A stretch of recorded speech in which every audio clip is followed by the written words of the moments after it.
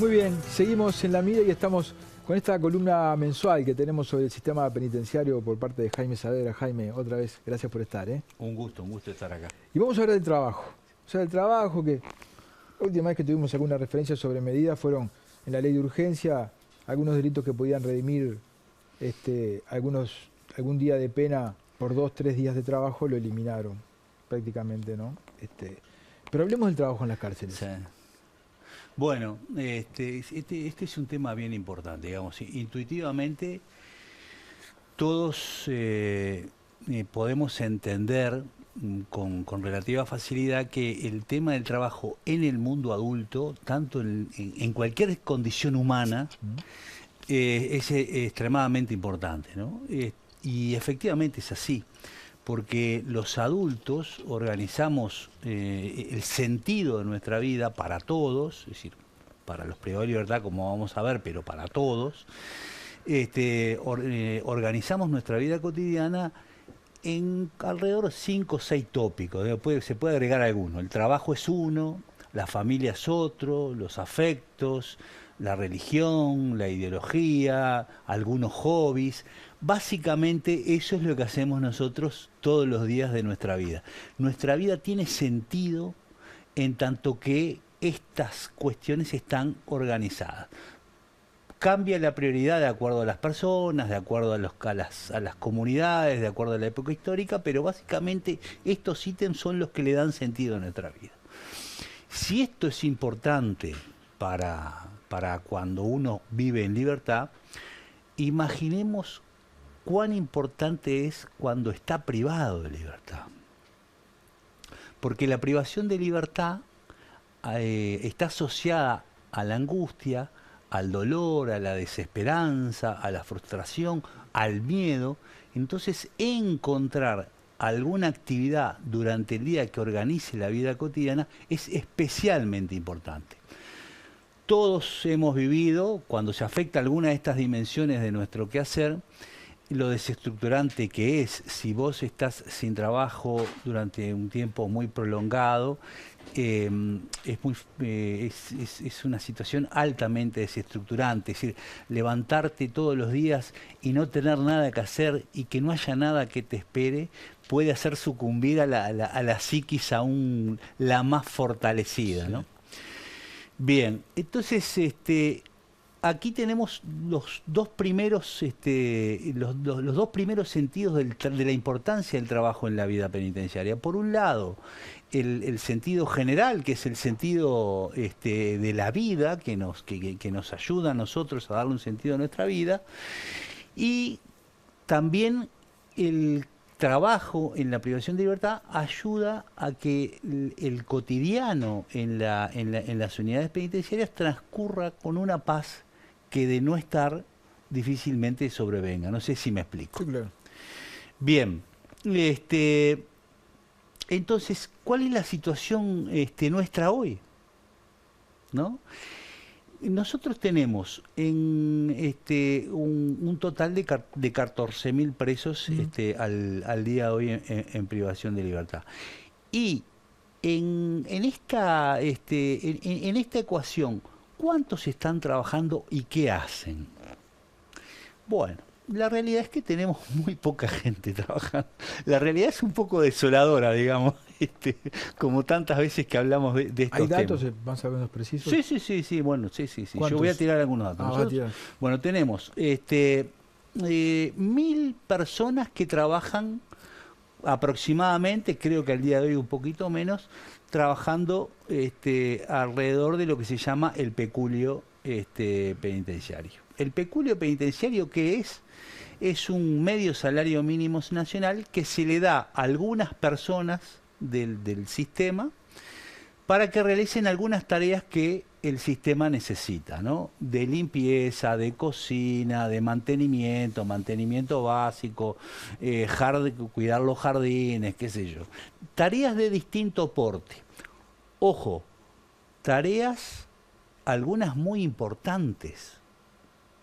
Por ejemplo, la cocina del CONCAR o la cocina del Penal de Libertad, o la cocina de la cárcel de Canelones. Sí, trabajos esenciales, necesarios, imprescindibles. Pero imagínate lo que... Sí, no, esenciales y muy complejos, porque cabe recordar que nosotros en el CONCAR tenemos 3.500 personas.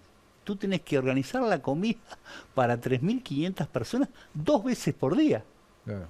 Es infinitamente complejo. No solo tenés que cocinar, sino después prever los mecanismos de distribución. Esas tareas son muy importantes, ¿no? Hay otras que de repente son de menor magnitud.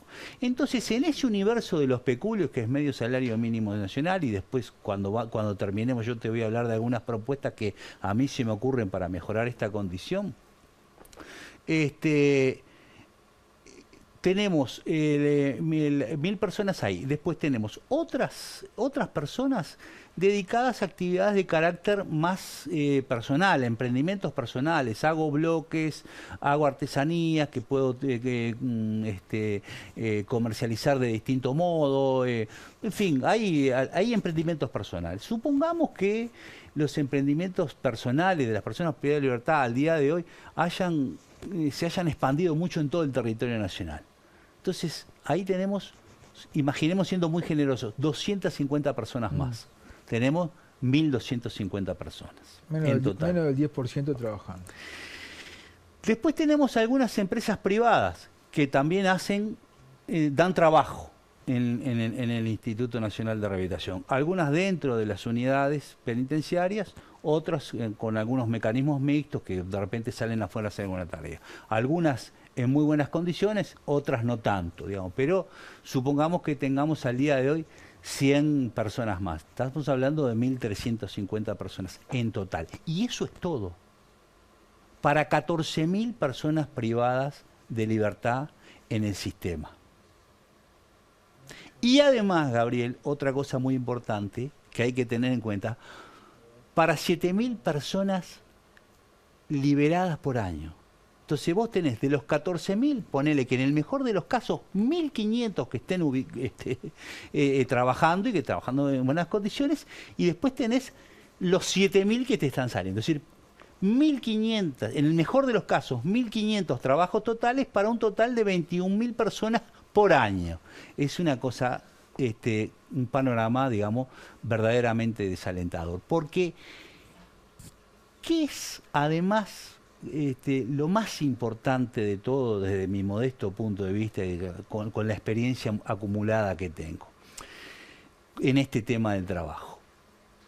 Ni que hablar que cuando uno trabaja está la promesa de retribución a fin de mes. Y eso, claro que es bien importante para todos, para vos, para mí, para los que nos están escuchando, nos están viendo, importante para las familias en general, cualquiera lo entiende. Pero en privación de libertad, eso, con ser muy importante, no es lo único, ni de cerca.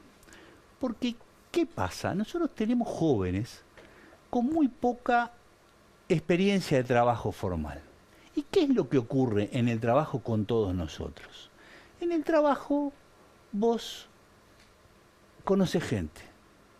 En el trabajo te haces amigos y te haces amigas. En el trabajo te enojás. En el trabajo te frustrás. En el trabajo te enojás porque premiaron a aquel y no me reconocieron a mí. Tenés que cumplir determinadas normas, horarios, tenés cosas. que exactamente incorporar la noción de calidad y de eficiencia, la noción de tiempo. En el trabajo te enamorás. Todo eso que a todos nos ha pasado, por lo menos a mí me ha pasado todo esto que te estoy diciendo, es lo que pomposamente a veces se conoce como construcción de ciudadanía. Es eso, aprendemos a ser ciudadanos en el mundo adulto básicamente cuando nos ocurren estas cosas, ¿no? Si yo tengo que esperarte o no tengo que esperarte, si el jefe me va a rezongar o no me va a rezongar, si me rezonga con razón, todas estas cosas. Todo eso no está presente. Entonces, claro, todo ese proceso que debiéramos vivir del modo máximo posible, por eso siempre se aconseja que la vida en prisión sea lo más parecida posible a la vida en libertad, es lo que nosotros, lo que no estamos logrando. Entonces, yo quería hacer algunas propuestas Bien. en este sentido, que no es que vayan a solucionar el problema de fondo porque el déficit es muy grande, pero yo pienso que ayudaría, ¿no? A partir de siempre de esta noción del déficit importante. Tenemos 1.500 personas más o menos ocupadas, siendo muy generosos, y 14.000 personas privadas de libertad, ¿no? Entonces, las propuestas que yo voy a hacer, algunas parecen tontas, ¿no? Pero lo quiero decir. Increíblemente, en este sistema de peculios, que es el más importante, que afecta a 1.000 personas aproximadamente, donde el Estado paga medio salario mínimo nacional, aunque usted no lo crea, el Estado paga en negro. Impresionante. Es notable. Una buena señal, una buena señal para los que están privados de libertad, ¿no? Es una maravilla. Es el camino. Es una maravilla. Y además, increíblemente, por eso yo trataba de hacer énfasis en la importancia de algunas tareas, porque hay algunas tareas que tienen que ver con la sobrevivencia pacífica de la vida en prisión. Imagínate los escándalos que serían si no se cocinaran con cargo en libertad. Sí, claro. Entonces, de repente estás 5 años trabajando en esa tarea que es muy importante, de la que dependen muchísimas cosas, y cuando tú salís en libertad, No acumulaste para nadie la te jubilación ni acreditó nada. nada. Tremendo. Nada. Y el Estado es como que se vuelve a dar un tiro en el pie, porque cuando vos vas a jubilarte, en realidad te vas a tener que volver a asistir. Hay una segunda lectura interesante y es que parece como que las cárceles están fuera del Estado, están fuera, ¿no? Están como el Estado no las considera como tales, es increíble. No, es increíble. Y además otra cosa maravillosa que pasa, que es maravillosa entre comillas, esta situación esto data de 1974, no sé si me explico, de 1974. Bueno, entonces arreglar el tema de los peculios, es decir, blanquear esto, es decir, que se trabaje formalmente, a mí me parece muy importante. Respecto de los peculios, otra cosa es un poquito técnica, pero es bien interesante. Cuando se paga el peculio se le dan 2/3 partes, una tercera parte a la familia para que atienda los gastos de la persona privada de libertad, y 2/3 partes quedan en lo que se llama el fondo de indisponibles. Como se van acumulando a lo largo de los años, ese fondo de indisponible al que pueden acceder las personas cuando salen en libertad, ¿no? Si recuperan cuando salen en libertad, voy a juntar los pesitos que me ahorré estando privado de libertad. Ese fondo, como se acumula a lo largo de los años, es un fondo muy importante que está sin utilizar. Son millones y millones de pesos que se pueden poner al servicio de esta causa, financiando determinadas experiencias de trabajo. Vamos a las ideas que así Sí, redondeamos. entonces el peculio es blanquear, blanquear lo que se pague legalmente el peculio y que se use el indisponible. Lo segundo paquete es fiscal potente que favorezca a empresas nacionales extranjeras que desarrollen sus negocios parcial o totalmente en las unidades penitenciarias y que contraten personas liberadas. Exactamente eso, lo que yo llamo la zona franca del pobrerío. Así como hacemos paquetes fiscales para que las empresas vengan a invertir en Uruguay, generar condiciones muy interesantes para que los privados puedan dar trabajo a las personas. Y eso se puede hacer, ¿eh? De hecho, en Argentina se va a promulgar, se promulgó ya la primera ley en este sentido, recogiendo este planteo que humildemente Cristiano viene haciendo. Sí, es así, en la provincia de Catamarca hace poco tiempo. ¿La tomaron como idea? Sí, claro. La tomaron como idea en Argentina. Y después la otra cosa, antes de que me eches, otra cosa muy importante que yo le he reiterado. Sí. Sería muy importante que los gobiernos departamentales, que están sobre todo los que están muy comprometidos con esta situación, Montevideo, Canelones, Maldonado, Salto y alguno más que se pueda agregar, usen la normativa de los parques industriales también para que se puedan instalar ahí emprendimientos con ciertos beneficios, que contraten a personas que están siendo liberadas del sistema penitenciario. Entonces, la modificación del peculio en estos dos sentidos, los paquetes fiscales y el uso de la normativa de los parques industriales, más un grupo de gente que incluya a todos los interesados en este tema, que se ponga este problema al hombro, que lo piense sistemáticamente y que haga propuestas concretas, afinadas, creo que nos ayudarían a dar un pasito en este terreno tan complejo. Esto de que estamos sobrediagnosticados, que alguien haga propuestas, la verdad, Jaime, es impresionante. Estamos cada vez más conformes con esta columna. Lo vemos en redes sociales, cómo la gente responde, la verdad.